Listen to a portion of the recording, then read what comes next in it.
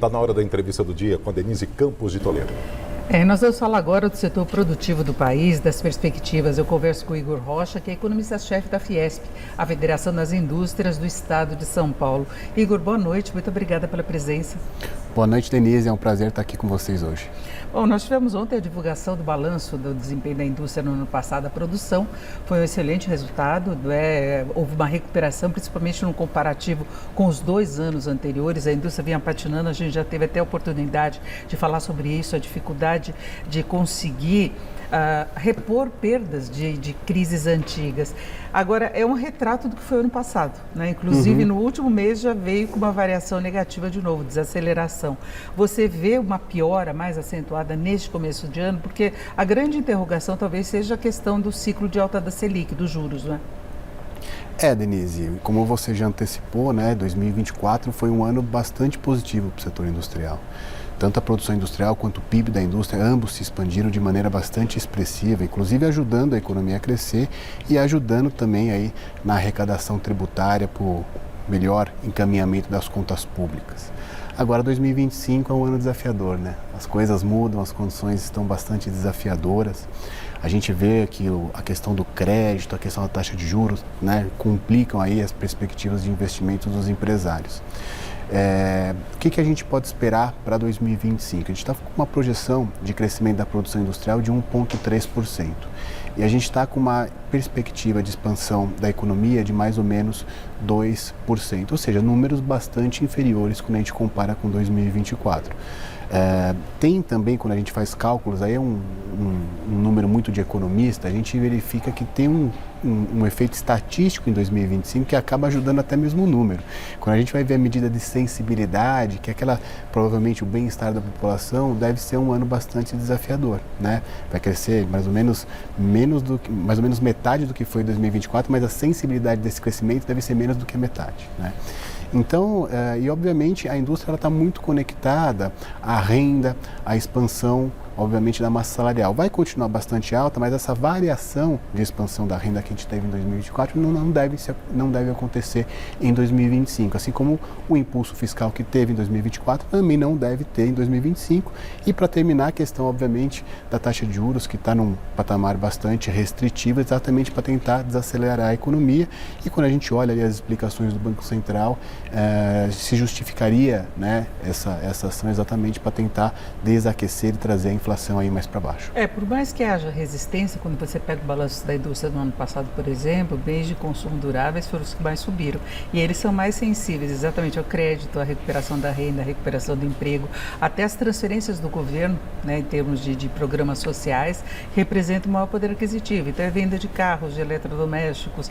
Você teve isso. Tem um outro lado que eu quero até que a gente fale também, que é a recuperação mais estrutural, que é de bens de capital. Então, são máquinas e equipamentos, é um termômetro de investimentos. E quando a gente vê alguns números do PIB, os investimentos até reagiram no ano passado. Não o suficiente para a gente engatar mesmo o crescimento sustentável, mas houve essa melhora. Então, se percebe que havia necessidade de dar uma freada. A economia estava crescendo em termos de demanda mais do que o potencial, não é? Quando a gente olha quais foram os segmentos industriais, para a gente pegar ali a particularidade da indústria de transformação, foram bens de capital para setores industriais, ou seja, não foi o agro, porque o agro teve um ano mais difícil quando a gente compara com 2023. 2024, o agro teve uma queda de 2,5%.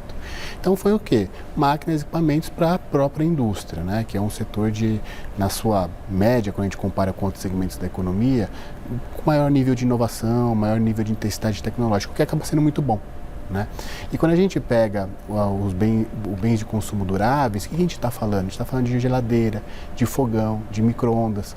São bens que são muito sensíveis à renda. E se a gente pegar ali uma retrospectiva histórica, o governo do presidente Lula fez mais ou menos essa estratégia, sobretudo no primeiro governo. É a satisfação, né, da qualidade de vida do dia a dia, né? De você ter conforto em casa. Isso. Então, como que a gente consegue mais ou menos olhar para 2025 e ter alguma perspectiva quanto ao comportamento da indústria? A gente olha sempre para a renda. A indústria é muito sensível à renda, diferente de outros setores que têm uma elasticidade mais baixa, para a gente falar um economês aqui, né?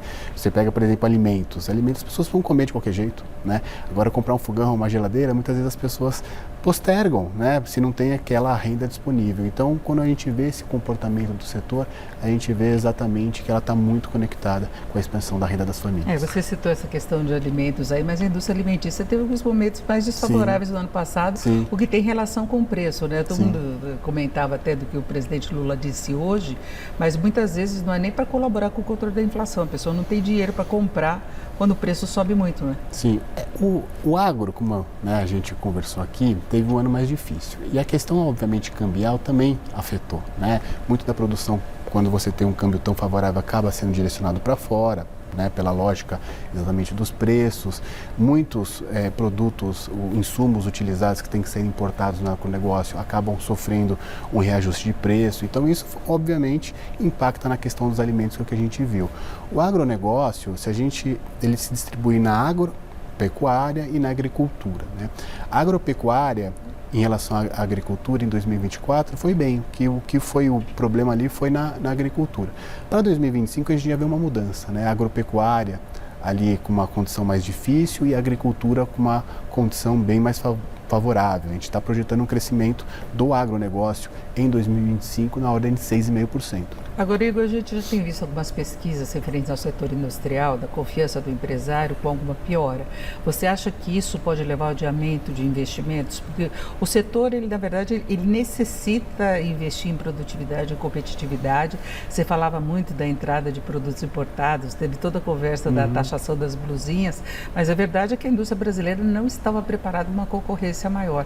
E precisa expandir mercados também. Quando você pega a balança comercial brasileira, ela é muito dominada pela indústria extrativista, aí você tem petróleo, que entra nisso, minério, e aí é mais produto básico mesmo, e você tem o agro, né? Muito forte na balança. Você vê condições de a indústria manter planos de investimento ou vai dar uma freada também por aí? Vai desacelerar, né? A desaceleração do setor industrial está dado. O que a gente vai discutir é a magnitude e o quando que isso pode ser, obviamente, problemático para a economia brasileira. Se a gente olhar o exemplo que você deu da extrativa, é o setor dentro da indústria que a gente acredita que vai ter a melhor performance. A gente está projetando um crescimento de 2,5% para a extrativa. Quando a gente olha para a construção civil e a indústria de transformação, que é a manufatura, né? É a blusa, é o paletó, é a mesa, ela também vai ter um ambiente bem mais desfavorável. Mas tem um ponto de atenção que eu gostaria de citar, que é o seguinte: quando a gente fala da indústria extrativa, a gente está falando, por exemplo, do setor de petróleo, né? Dependendo do que acontecer, né, com as políticas nos Estados Unidos, que podem influenciar no preço do petróleo, a gente pode ter uma condição mais desfavorável para as nossas exportações de petróleo no que se refere ao preço. E daí, obviamente, a performance da indústria extrativa também pode complicar e a perspectiva de crescimento da economia recrudescer. E o minério está muito relacionado ao desempenho da China, que é uma preocupação já há bastante tempo. O governo lá tem dado alguns estímulos, segurado a situação, há uma desconfiança até com relação aos números, mas tem muita relação com a cotação e a demanda do minério, não é? Sim, se a gente olhar a performance da arrecadação do Brasil, das receitas, chamadas receitas administradas e preços de commodities, a correlação é fortíssima, né? Mostrando que tanto as nossas receitas estão muito condicionadas ao preço das commodities, como também a nossa dinâmica do crescimento da economia brasileira fica muito subordinada ali ao preço das commodities. A gente está conseguindo ter tivemos um 2024 mais favorável, não somente ao crescimento, mas também à questão da arrecadação, porque a indústria cresceu.